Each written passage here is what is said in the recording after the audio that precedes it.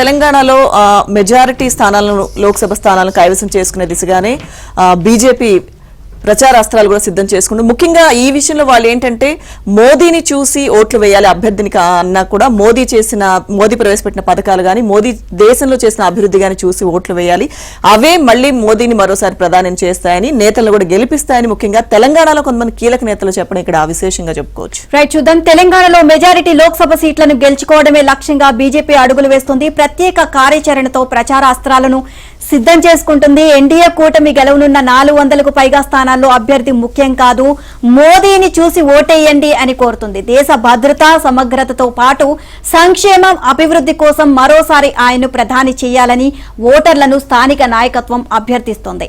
మోదీ పథకాలే నన్ను గెలిపిస్తాయి అంటూ బీజేపీ రాష్ట్ర అధ్యక్షుడు కిషన్ రెడ్డి పేర్కొనడం కూడా దీనినే సూచిస్తుంది. ఇక రాష్ట్రంలో 5 చోట్ల మోదీ బహిరంగ సభలకు బీజేపీ జాతీయ నాయకత్వం ప్రణాళికలు వేసింది. 4 సభలు, ఒక రోడ్ షోనా, 5 సభల అన్నది రాష్ట్ర పార్టీ నాయకత్వం సమీక్షిస్తోంది.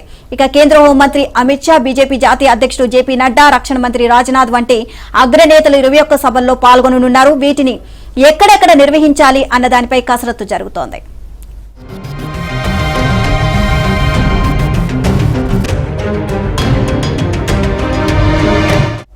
ఇక మరోవైపు దక్షిణాదిన కర్ణాటకలో ఇప్పటికే బలంగా ఉన్నందున తెలంగాణలోనూ ఆ స్థాయికి చేరుకోవడానికి లోక్సభ ఎన్నికలను కీలక మలుపు అని బీజేపీ అంచనా వేస్తోంది. ఇక ఈసారి వచ్చే ఫలితాలు అసెంబ్లీ ఎన్నికల నాటికి మరో మెట్టు ఎక్కేందుకు దోహదపడతాయని భావిస్తోంది.